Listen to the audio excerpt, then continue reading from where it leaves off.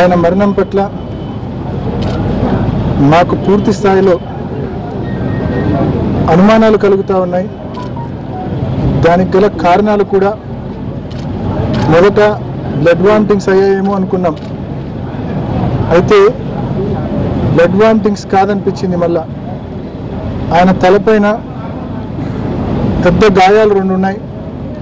ముందు నుంచి ఒక గాయము, వెనకల పక్క మరింత పెద్ద గాయం ఉంది.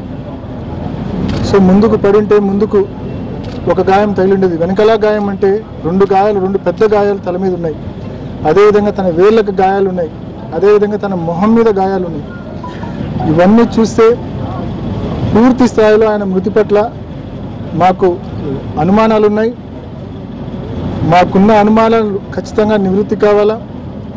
ప్రభుత్వం అత్యంత సీరియస్గా తీసుకొని దీని మీద ఎంక్వైరీ చేయాలా. ఎంక్వైరీ చేసి ఇందులో ఉన్న కుట్ర కోణాన్ని బయటికి తీయాలా.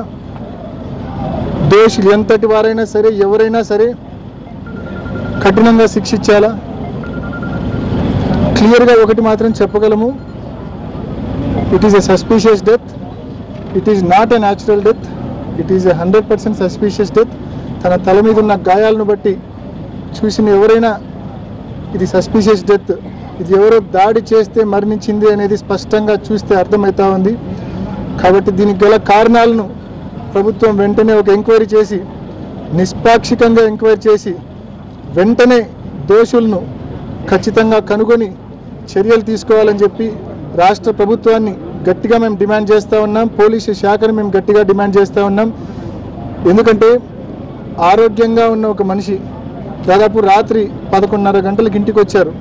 నిన్నంతా కూడా మైదుకూరు నియోజకవర్గంలో ఇంటింటి ప్రచారం నిర్వహించారు. చాపాడు మండలంలో ఇంటింటి ప్రచారం పూర్తి చేసుకొని వచ్చి రాత్రి 11:30 గంటలకు పడుకున్న మనిషి ఉదయాన్నే లేచే కొద్దీ ఇలా ప్రాణాలు కోల్పోయారంటే మరి ఆరోగ్య కారణాలు ఏమాత్రం కాదు.